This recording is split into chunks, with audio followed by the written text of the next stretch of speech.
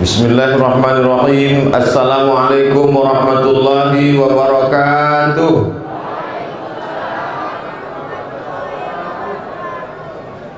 Alhamdulillahirabbil alamin wassalatu wassalamu ala asyrafil khalqi ajma'in sayyidina wa maulana Muhammadin wa ala alihi wa sahbihi wa man da'a bi da'watihi wastanna bi sunnatihi ila yaumi liqa'i rabbih wa ba'd.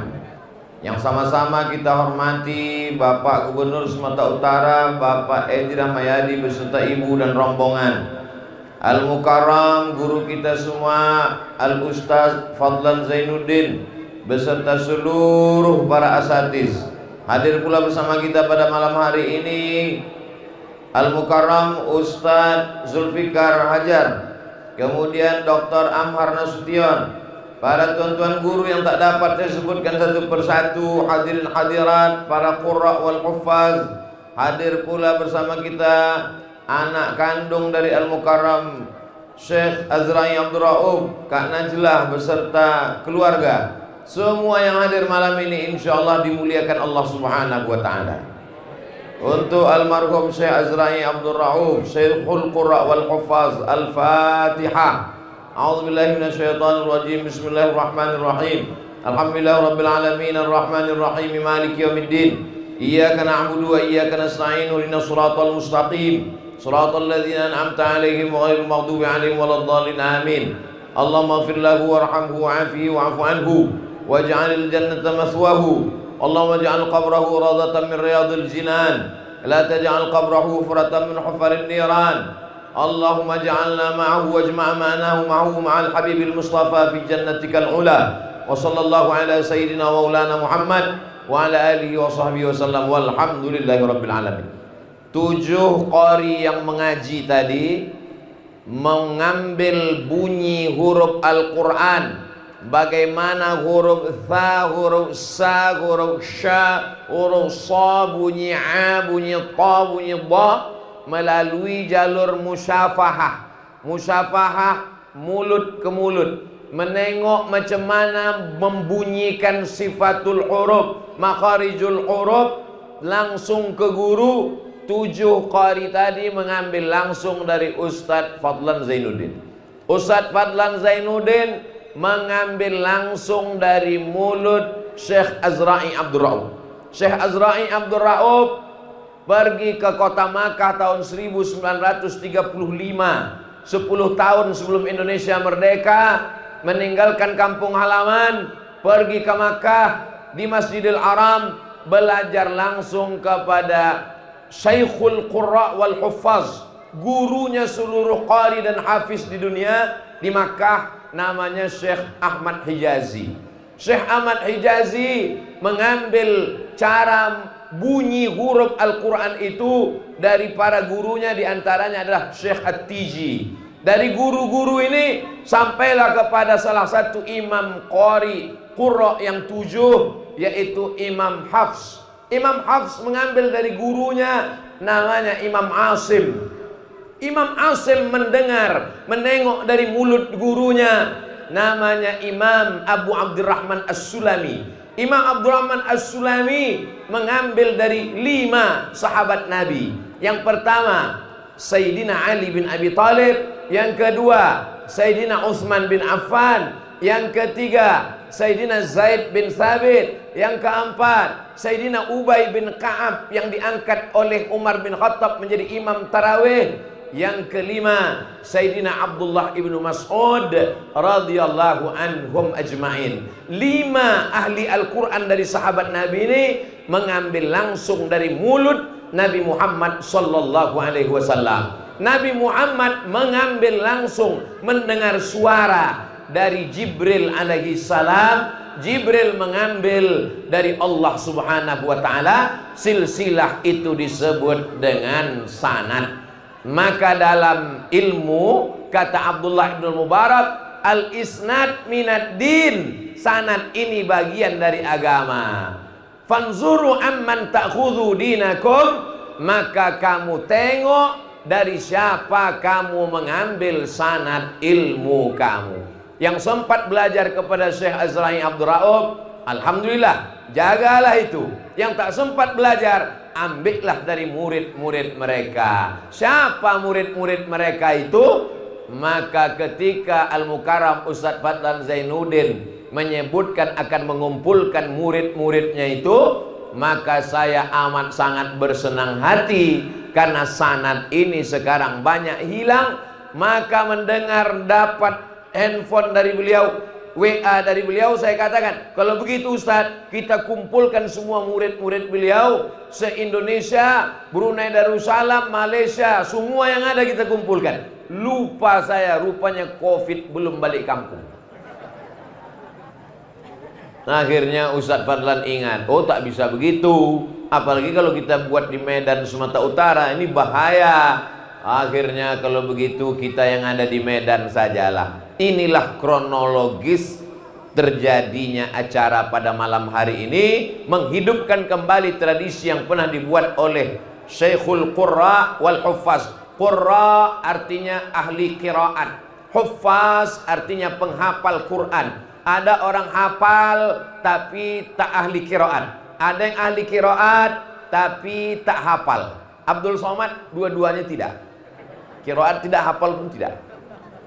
Beliau Syekhul Qurra, seluruh ahli qiraat ini beliaulah syekhnya, gurunya. Wal Huffaz, semua penghafal Quran ini beliaulah gurunya. Maka ditulis di atas Syekhul Qurra wal Huffaz, induk tuan guru dari semua ahli qiraat dan para penghafal Al-Quran.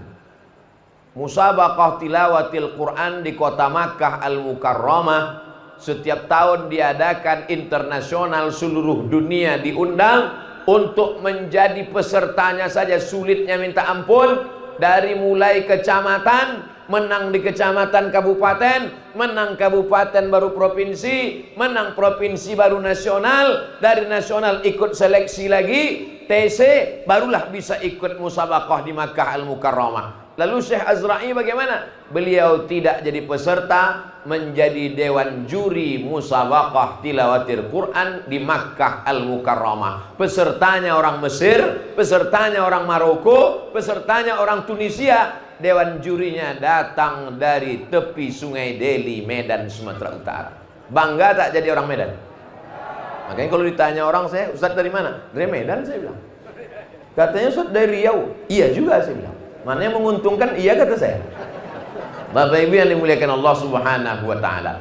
Lalu bagaimana pertemuan Ustadz Somad dengan Syekh Azra'i Abdur Rauf? Ini ceritanya panjang. Pada tahun 1990, waktu itu umur saya 13 tahun, kelas 6 SD.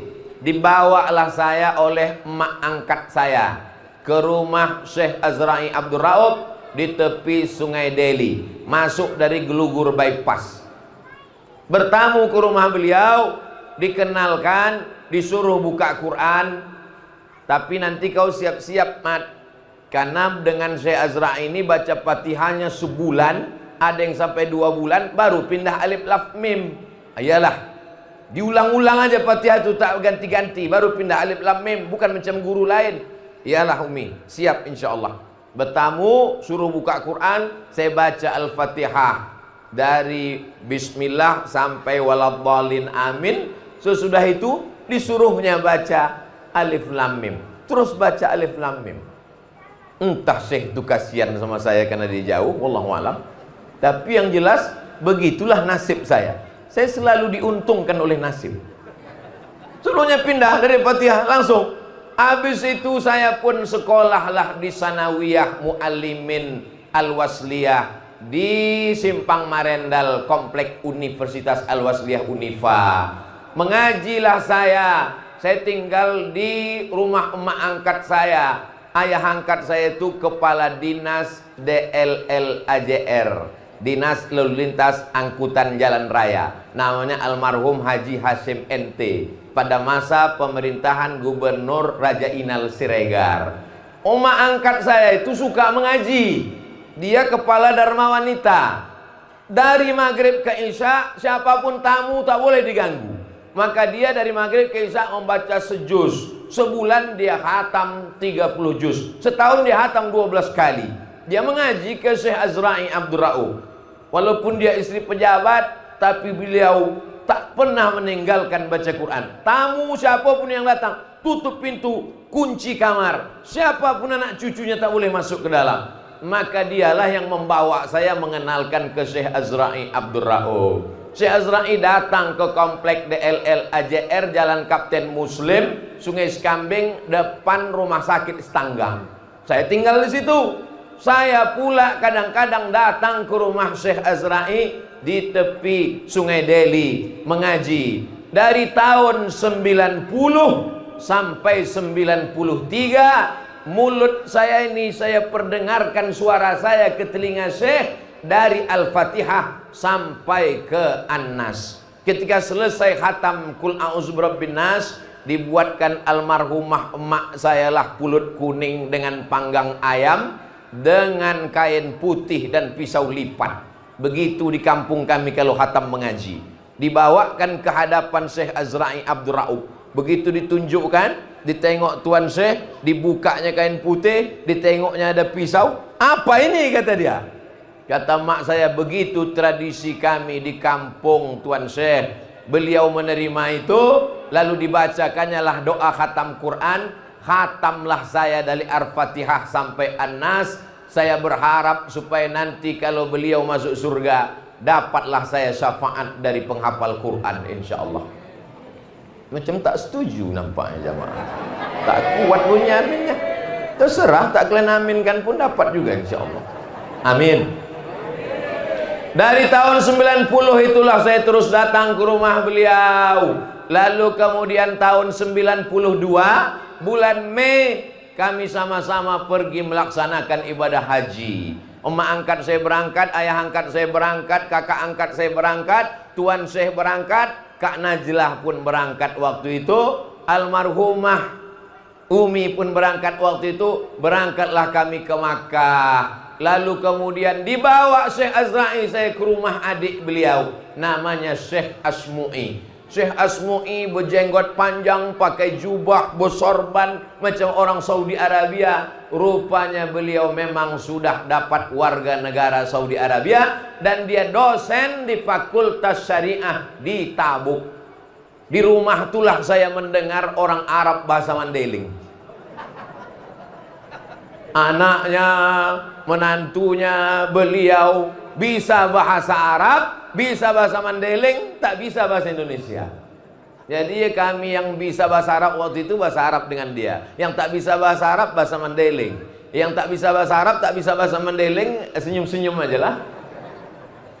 Bersilaturahim tahun 92. Balik dari kota Makkah, haji 93. Saya pun pindah dari Muallimin, ingin pandai bahasa Arab. Karena waktu pergi haji itu bertamu ke rumah Syekh Asmu'i, ada orang Medan yang kuliah di Al-Azhar. Terpikir di kepala saya, oh kalau gitu saya mesti pandai bahasa Arab, mesti bisa saya bahasa Arab.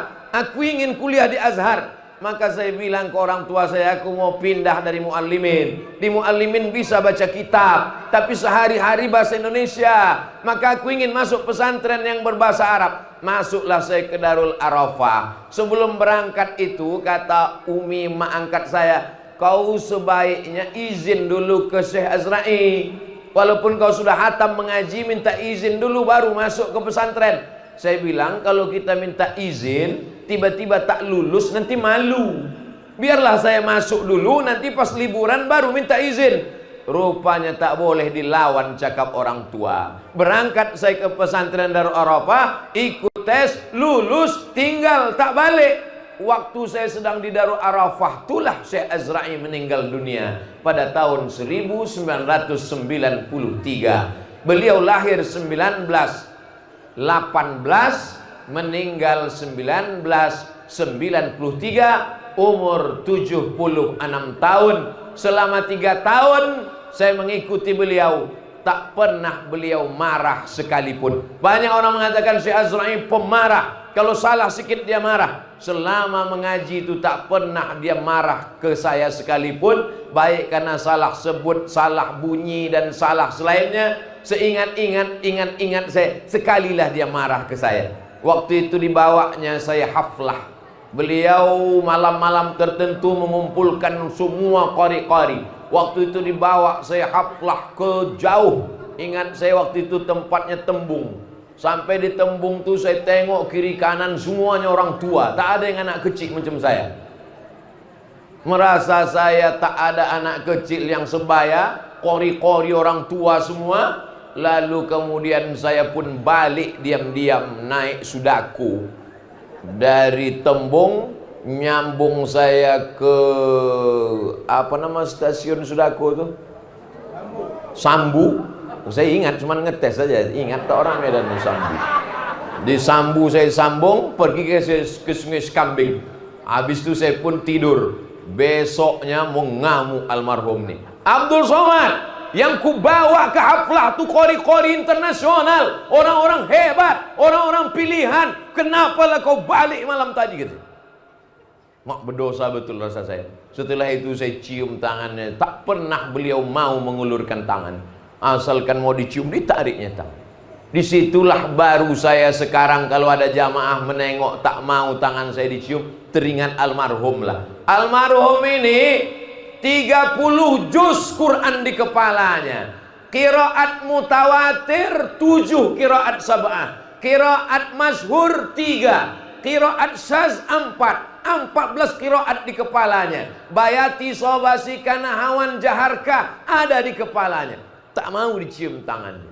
Ini baru hafal juz amma. Saya bukan mau menyindir Ustaz, nyindir diri saya sendiri. Makanya asal mau dicium orang saya tarik tangan. Teringat saya almarhum. Tak malu kau macam-macam nampak dia senyum mengejek. Kau pula mau cium tangan gitu. Almarhum Syekh Azra'i. Begitu dia mendidik kami dulu. Masya Allah, tabarakallah. Lalu kemudian kata orang beliau ini serius. Enggak, ada masanya dia bercanda. Sampailah kami di Madinah. Sampai di Madinah pergi ke Masjid Nabawi, balik ke rumah. Habis itu hari ke-8 saya pun pakai kain ihram. Habis pakai kain ihram duduk saya di kamar. Kami mau berangkat ke Bir Ali. Begitu di kamar, lewat Syekh Azra'i di pintu kamar, tengoknya saya lama. Anak koling mana lah ini? Yang ditengoknya saya hitam. Walaupun dia ulama besar, walaupun dia hebat, Syekhul Qurra wal Huffaz, masih mau dia bercanda dengan anak kecil. Anak koling mana lah kau ni? Ini sekarang orang kalau sudah dianggap ulama besar, macam malaikat maut mukanya. Tak mau lagi bersenda gurau sama. Begitu kami dididik oleh Syekh Azra'i Abdul Rauf. Oleh sebab itu saya sebetulnya malu karena banyak para ulama yang lebih banyak mengambil ilmu. Umur saya waktu itu belajar 13 tahun. 3 tahun belajar 16. Masih anak-anak kecil. Tak banyak yang bisa saya ambil dari beliau. Tapi emak angkat saya, umi saya ini ingin saya jadi qori. Dia ingin saya hebat melantunkan Al-Quran. Maka Syekh Azra'i menyerahkan saya kepada Ustadz Fadlan Zainuddin. Berulanglah saya dari Sungai Cikambing ke arah Belawan, mengaji ke rumah Ustadz Fadlan. Tapi memang waktu itu suara itu macam kambing ditarik, tak membagi gitu orang Melayu. Batu tuh Bapak Ibu, batu. Kalau memang batu cincin 2 kali 3 kali asah jadi dia. Tapi kalau memang batu gilingan, habis gerenda tuh tak jadi-jadi. Jadi saya ini yang batu gilingannya lah. Tak jadi. Akhirnya lama-lama kalah malu, berhenti saya mengaji dengan Ustaz Fadlan. Tapi saya berharap sampai hari kiamat hendaknya diakuilah saya jadi murid Ustaz Fadlan insyaallah. Supaya sama kami dengan yang 7 yang hebat-hebat. Maunya kalian mengakui aku abang kelas kan? Bapak Ibu yang dimuliakan Allah Subhanahu wa taala. Jadi keinginan saya adalah setiap murid-murid Tuan Syekh Azra'i Abdul Rauf yang menonton acara kami malam ini, maka ke depan saya ingin selama setahun Lailatul Muayyadah tahun 2022 akan kita buat besar-besaran di Sumatera insyaallah. Amin. Allahu Akbar. Maka siapkanlah menjelang setahun ini, tuliskan cerita kesan pesan tentang kebersamaan murid-murid dengan Syekh Azra'i Abdul Rauf.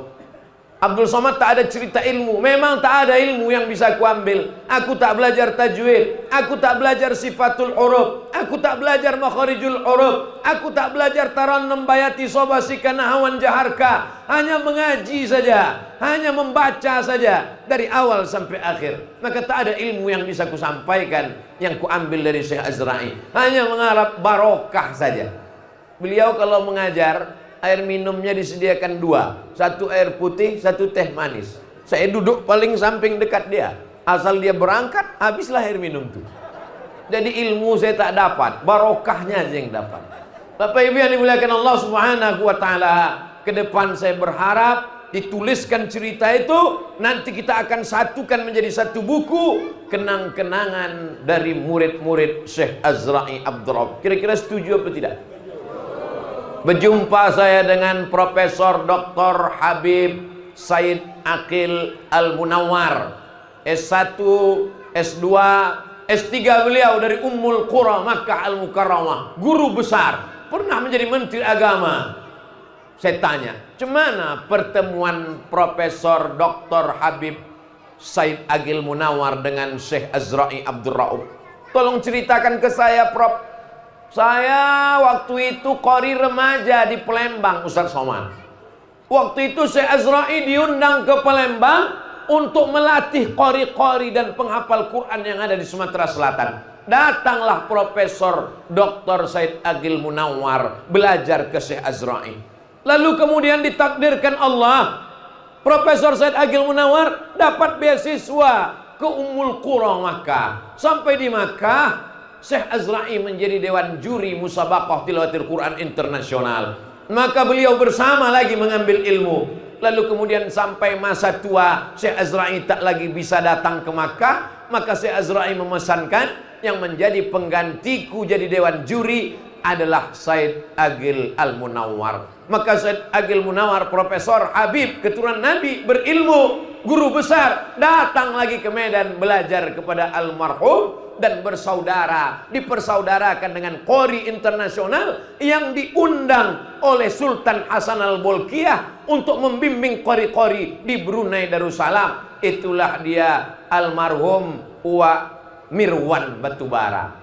Saya pulang dari Maroko singgah ke rumah beliau. Beliau bercerita tentang saudara-saudara beliau yang dipersaudarakan karena sama-sama mengaji dengan Syekh Azra'i Abdul Rauf. Di kisaran saya mengaji dengan salah seorang qari, menang juara 1, dipanggil ke Makkah mengaji musabaqah tahfiz Quran. Namanya Ustadz Armawi Abdurrahman, orang Tanjung Balai.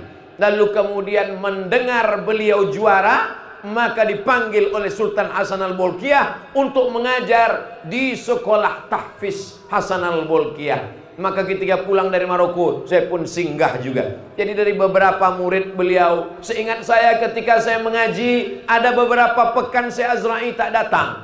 Kemana Tuan Syekh? Beliau sedang pergi ke Padang, Sumatera Barat, karena para qori dan penghafal Quran ingin mengambil sanad ilmu dari beliau. Jadi yang setahu saya, Palembang, Sumatera Barat, Padang, Riau, maka sesungguhnya banyak sekali murid-murid beliau yang perlu kita kumpulkan sanad-sanad keilmuan ini. Karena kalau tidak ini akan hilang.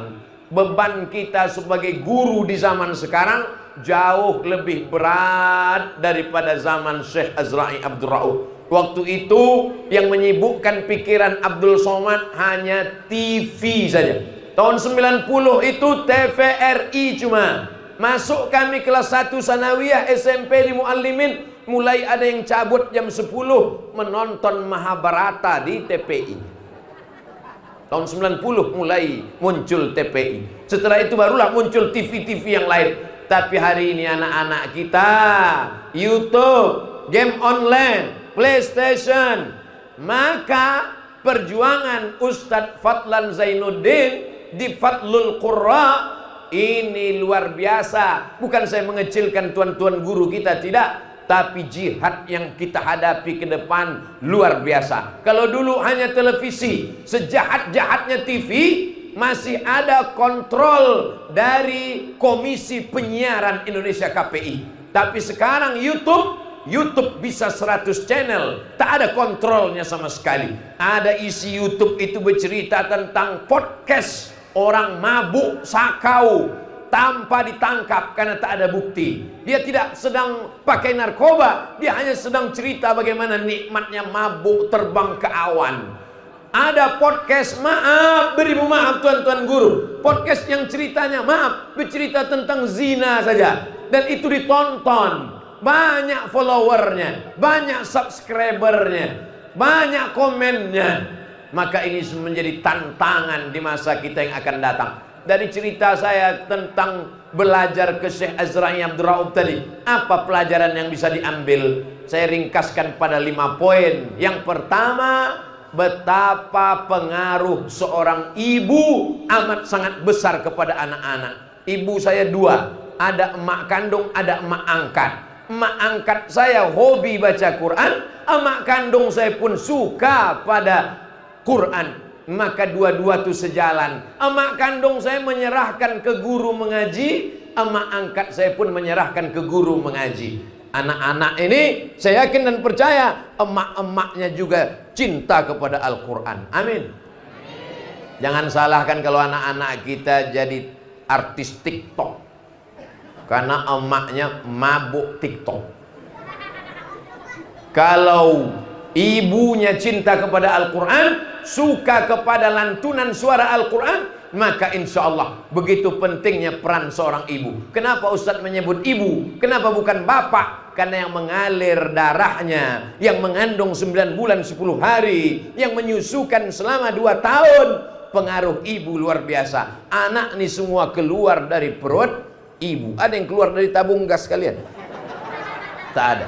Oleh sebab itu peran ibu luar biasa. Baik menjadi ibu kandung maupun menjadi ibu angkat. Maka ibu angkat kalau kalian mengadopsi anak, dia juga akan berpengaruh luar biasa. Saya katakan ke emak angkat saya, aku keluar dari rahim emakku, tapi aku juga keluar dari lubuk hatimu. Maka yang keluar dari hati akan sampai ke hati juga. Ibu yang mengeluarkan anak dari rahim ibu, maka keluarkan juga dia dari hati ibu sebagai bentuk kasih sayang. Insya Allah anak-anak ibu yang sudah diserahkan ke rumah tahfiz menjadi para qari, penghafal Quran, mereka akan menghadiahkan tajun minan nur, mahkota dari cahaya di kepala orang tuanya insya Allah. Amin. Poin yang kedua, bahwa pentingnya kita menghormati guru, memuliakan guru. Sampai hari ini orang banyak tak dapat berkah ilmu karena tak berguru. Bagaimana cara memuliakan guru? Datang ke majelis guru, datang ke majelis-majelis ilmu. Jangan pernah bosan, jangan pernah muak, jangan pernah tak tahan. Maka majelis guru, majelis bersama ulama inilah yang menurunkan, mendatangkan barokah-barokah. Kita boleh kuliah S1, S2, S3, titel macam-macam, tapi kalau tak ada barokah guru, maka kering kerontang. Kalau cerita masalah pandai menghafal, ada yang lebih pandai daripada kita, lebih hebat daripada kita. Siapa namanya? Google. Kalau cerita masalah mengingat, ada yang lebih kuat ingatannya dari kita. Kita lupa, dia ingat. Siapa namanya? Smartphone. Smartphone ingat ya azan subuh. Yang punya handphone subuh jam 8. Kalau cerita masalah kekuatan ingatan, maka laptop dan komputer lebih kuat. Lalu apa lagi kelebihan kita dibandingkan alat-alat komunikasi itu? Kelebihannya adalah pada barokah. Jangan sampai kita tak dapat barokah guru. Mana ada orang bisa mengaji tak berguru? Ada mu'alaf masuk Islam, pergi dia ke toko Quran, dibelinya Quran, dibawanya balik ke rumah, dibacanya sendiri, ditengoknya sendiri, tidak pakai guru. Apa yang terjadi? Alama. Padahal bacaannya alif lam mim. Alif lam mim dibaca alama. Karena tak ada tertulis di situ alif lam, lam pakai alif, mim, mim pakai ya, pakai mim. Mana ada?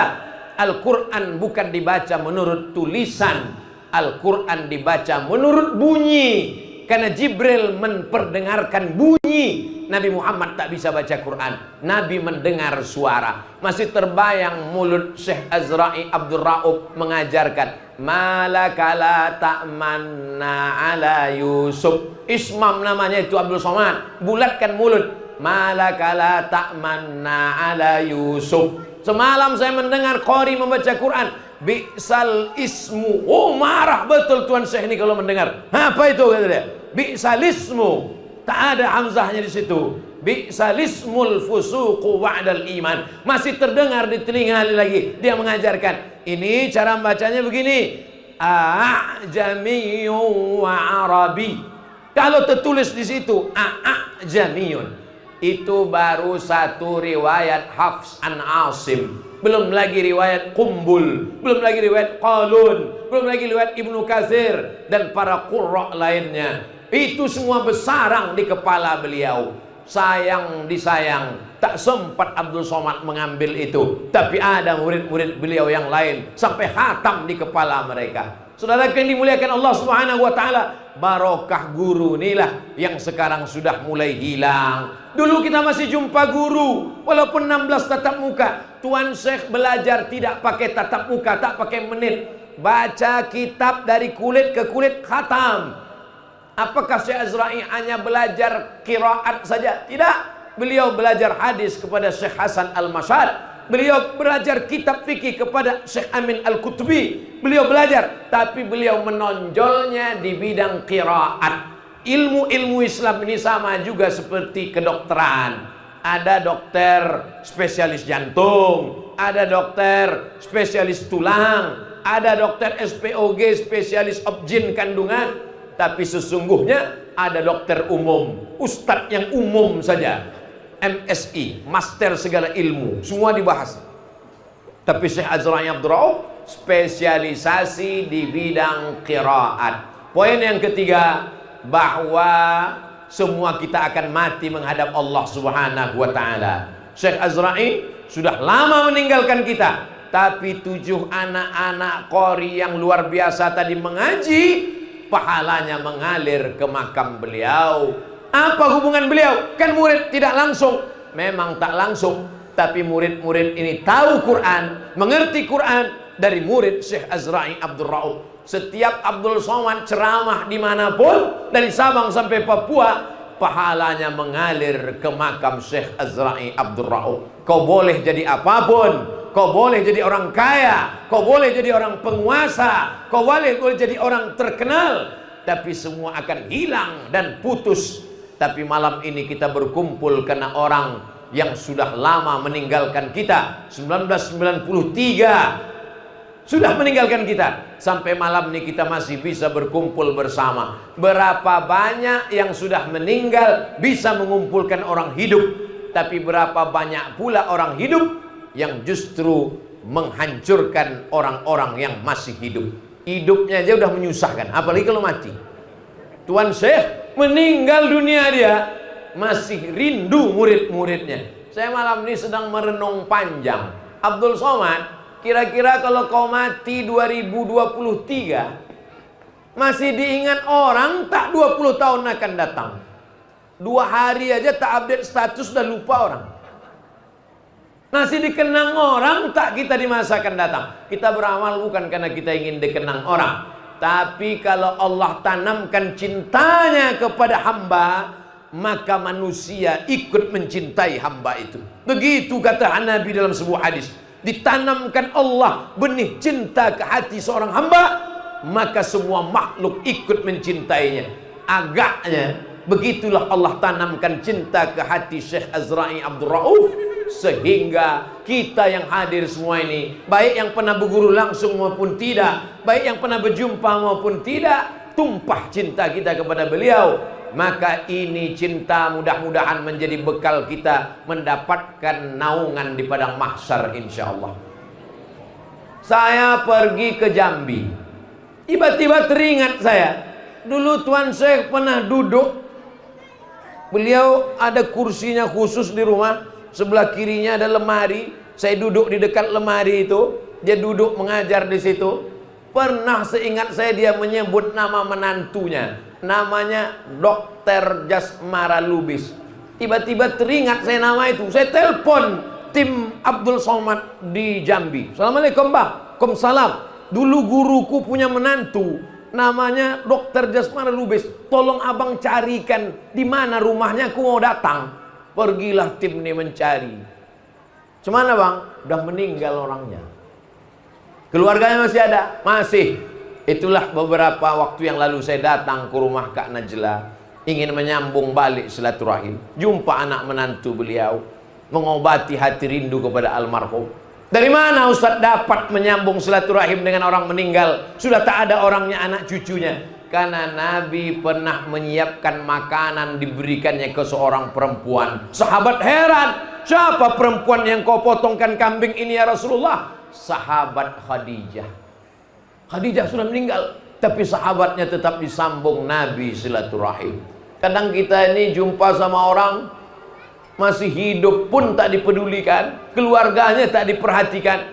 Maka kalau kita cinta kepada ulama, anak cucunya, keturunannya, sahabat-sahabatnya, begitu Nabi memperlakukan Khadijah, begitu pula Nabi memperlakukan sahabat-sahabat yang masih ada hubungan kerabat. Alhamdulillah, Ustadz Fadlan Zainuddin malam ini mempertemukan kita. Satu-satunya anak almarhum, tunggal seorang perempuan, masih bisa bersama kita, tersambung silaturahim kita di dunia.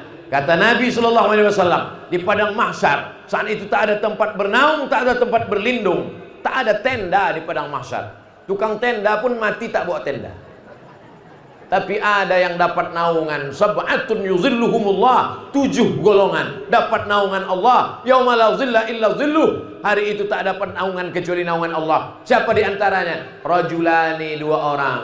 Tahabba fillah, berkasih sayang karena Allah. Ijtama'a alaih, berkumpul karena Allah. Wa tafarraqa alaih, berpisah pun karena Allah. Walaupun hubungan saya dengan Ustadz Fadlan antara guru dan murid, saya ingin berkasih sayang dengan beliau karena Allah. Walaupun hubungan saya dengan Pak Gubernur, Pak Edi Rahmayadi, hubungan antara masyarakat dengan gubernur, tapi saya ingin hubungan kita ini pun juga karena Allah. Mudah-mudahan kita semua yang hadir malam ini semua mendapatkan naungan di padang mahsyar insyaallah. Kadang orang-orang ini tak berpikir tentang padang mahsyar, padang bola pun tak dipikirkannya. Padahal kita nanti semuanya akan bangkit menghadap Allah. Idza sama'um fatarat, langit terbelah. Wa idzal kawakibun tasarat, planet bertabrakan. Wa idzal bi'aru fujirat, lautan diledakkan.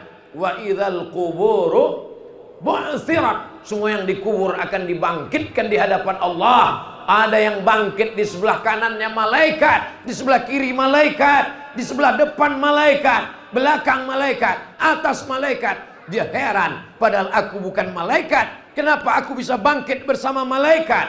Apa kata Nabi? Al-mahiru bil Quran, orang yang mahir membaca, mengamalkan, menghafal, menghayati, mengajarkan Al-Quran. Ma'as safaratil kiramil bararah, mereka akan bersama dengan para malaikat. Qari dan penghafal Qurannya akan dibangkitkan bersama para malaikat.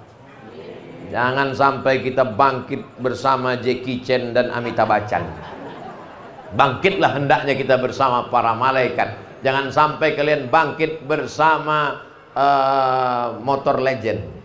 Jangan sampai bangkit bersama pelaku maksiat karena ada cinta. Man husyira yaumal qiyamati ma'ahum man tashabbaha biqaumin, siapa yang ikut-ikutan suatu kaum fahuwa minhum, jadi anggap bagian dari kaum itu. Wa husyira yaumal qiyamati ma'ahum, dan dia akan dibangkitkan di padang mahsyar bersama kaum itu. Siapa yang cinta kepada ulama, insyaallah akan dibangkitkan bersama Syekh Azra'i Abdul Rauf insyaallah. Amin.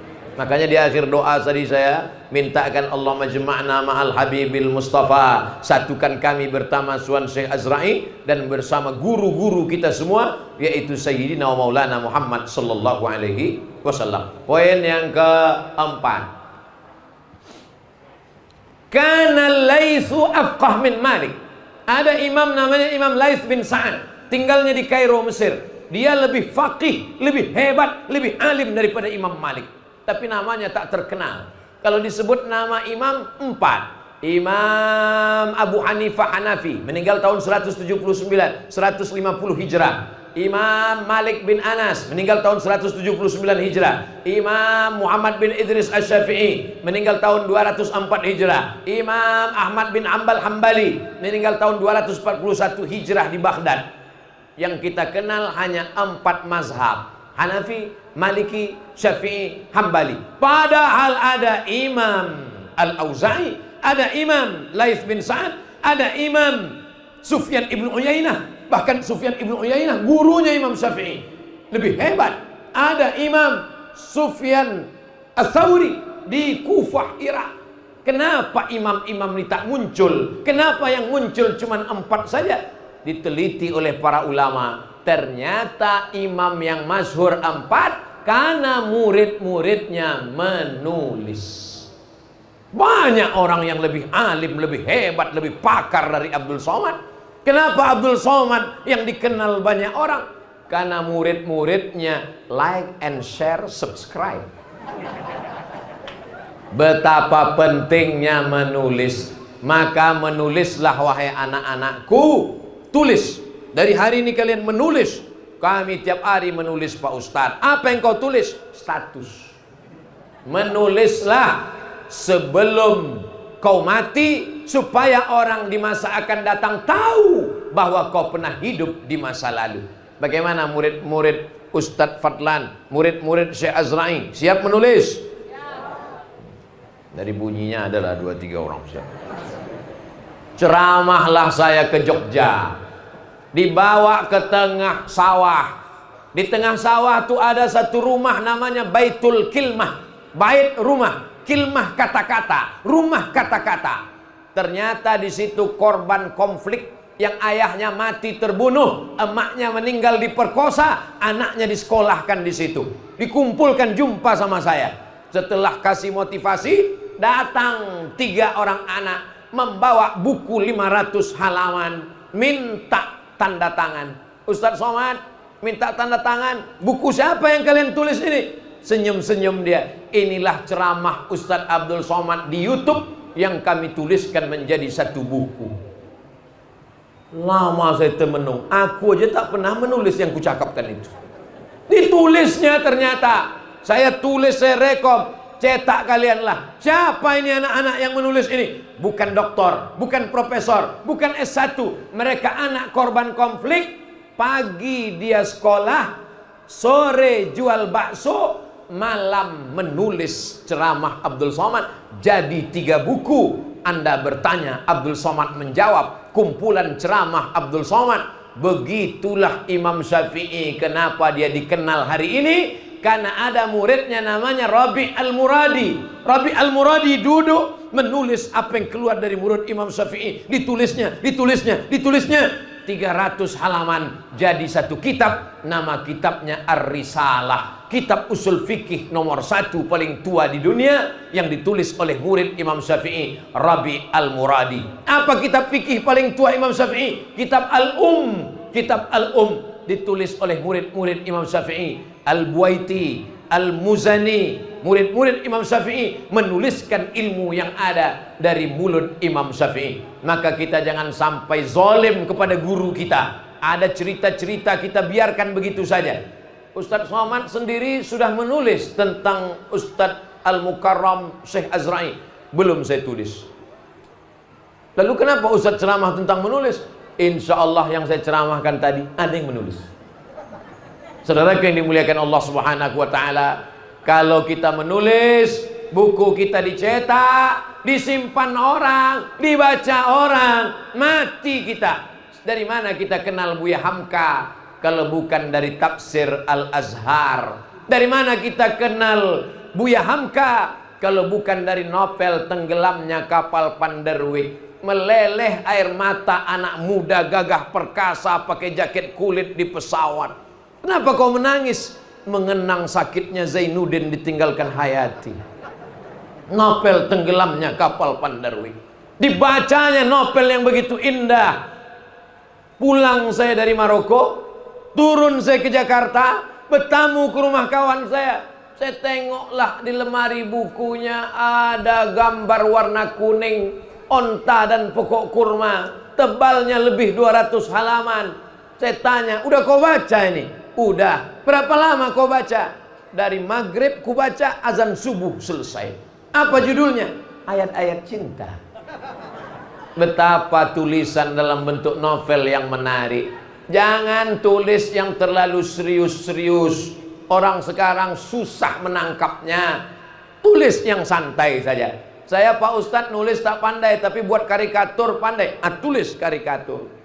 Karikatur tentang sholat berjamaah. Imamnya Batman, muazzinnya Spiderman, Bilalnya Hulk, doa makan Naruto, Allahumma barik lana fima razaqtana.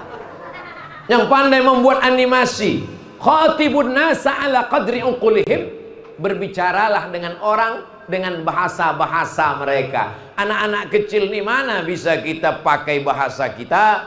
Ibu-ibu lah yang paling mengerti tentang bahasa anak kecil. Anak kecil tak mau makan, pernah ibu pakai bahasa orang dewasa? Ya ayyuhalladzina amanu kulu. Tak bisa, tentu pakai bahasa anak-anak. Ini semua adalah bahasa, karena dengan bahasa kita bisa menyampaikan pesan-pesan. Maka insya Allah tadi waktu bertamu di rumah Pak Gubernur, saya sampaikan, Pak, saya ingin supaya ditulislah ensiklopedia ulama Sumatera Utara. Setuju? Supaya anak-anak kita ini tahu kalian anakku tentang Syekh Muhammad Arsyad Tholib Lubis? Kalau hari ini orang bangga punya Zakir Naik yang bisa berdebat tentang Nabi Isa. Sebelum Zakir Naik ada lagi namanya Ahmed Dedat dari IPCI, Islamic Propagation Center International, Durban, Afrika Selatan. Sumatera Utara punya pendebat yang luar biasa, Muhammad Arsyad Tholib Lubis. Ada imam besar Masjid Raya Al-Masud Medan, namanya Syekh Hasan Maksum. Ketika Syekh Hasan Maksum mengajar, dia sudah tua. Datanglah muridnya bertanya, Syekh Hasan Maksum, ya nanti kalau malang tak dapat ditolak, untung tak dapat diraih, berakhir majelis pengajian kita ini, siapalah agaknya yang meneruskan nanti tuan? Kebetulan yang dia ada di tangga mau naik ke atas tuh Syekh Muhammad Arsyad Tholib Lubis. Itulah nanti yang akan menjadi penerusku. Buku-bukunya siapa yang mencetaknya? Adakah bukunya dicetak baru? Tanggung jawab kita bersama. Ketika Imam Masjidil Haram, hari ini kalau ditanya siapa Imam Masjidil Haram, Syekh Abdurrahman Sudais. Siapa Imam Masjidil Haram? Syekh Su'ud As-Suraim. Pernah dulu Imam Masjidil Haram itu bernama Syekh Ahmad Khatib Al-Minkabawi. Al-Minkabawi, Minangkabau. Meninggal tahun 1916. Menjadi imam di Masjidil Haram, mufti mazhab Syafi'i. Dan dia punya murid-murid dari Nusantara. Datang muridnya dari Jombang, Jawa Timur, namanya Kiai Haji Hashim Asy'ari. Pulang mendirikan Nahdlatul Ulama bersama Kiai Wahab Hasbullah, Kiai Bisri Sansuri. Pulang muridnya satu, namanya Sulaiman Ar-Rasuli. Pulang ke Bukit Tinggi, membuat pesantren di Canduang. Orang Minangkabau menyebutnya Inyak Canduang.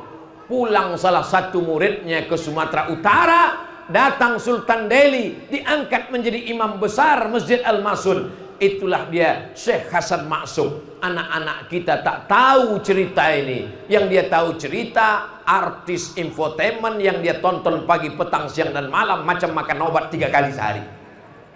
Maka kita bertanggung jawab di hadapan Allah untuk membukukan kisah-kisah para ulama. Nun di Tapanuli Selatan ada seorang ulama yang luar biasa. Ketika seorang pendebat dari India dikejar-kejar oleh pemerintahan kolonial Inggris, lari laki-laki ini ke Riyadh.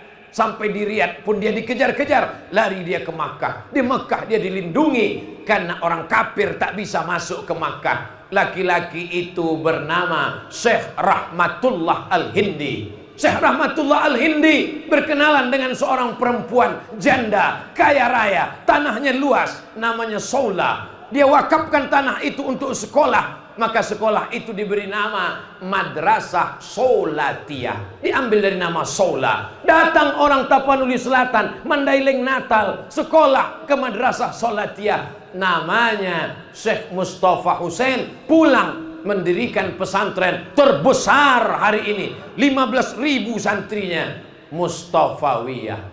Ditulis, murid-muridnya tahu, tapi lebih banyak yang tak tahu. Insya Allah cerita tentang para ulama Sumatera Utara akan terwujud dalam sebuah buku, ensiklopedia ulama-ulama Sumatera Utara, dan salah satunya insya Allah kita akan ada lihat, bisa baca biografi Syekh Azra'i Abdul Rauf. Amin. Poin yang terakhir, yang kelima, ada satu yang tak putus. Kita tak bisa jumpa dengan Tuan Syekh. Saya pun besok pagi akan pulang ke bumi Lancang Kuning, ke Riau, bumi Melayu Siak. Kita pun putus. Tapi ada satu yang tak putus, yaitu doa. Doa kita ke Syekh tak putus. Doa kita ke Nabi tak putus. Innallaha wa malaikatahu yusalluna 'alan nabi. Tak putus. Makanya kita doakan, kita minta kepada Allah, assalamu alayka ayyuhan nabiyyu wa rahmatullahi wa barakatuh. Semua yang soleh ini mendapatkan doa, wassalamu alayna wa ala ibadillahis salihin. Maka doa tak pernah putus. Maka jangan pernah bosan melakukan 3: mendoakan, didoakan, minta doakan. Abdul Somad minta doakan, doanya tak usah banyak-banyak. Matikan Abdul Somad dalam husnul khatimah. Jangan sekarang. Kalau bisa setelah selesailah buku-buku ini semua. Karena kalau tidak, apa bekal kita menghadap Allah Subhanahu wa ta'ala. Itulah 5 poin yang dapat saya sampaikan pada kesempatan yang hari baik bulan mulia ini. Mudah-mudahan bisalah berkelanjutan Lailatul Mu'ayadah ini setiap tahun. Makin tahun makin besar, makin banyak murid-murid almarhum yang datang insyaallah. Tentu kata-kata saya banyak tak berkenan di hati, menyinggung perasaan Abdul Somad, hamba Allah yang dhaif dan fakir, mohon maaf. Wassalamualaikum warahmatullahi wabarakatuh.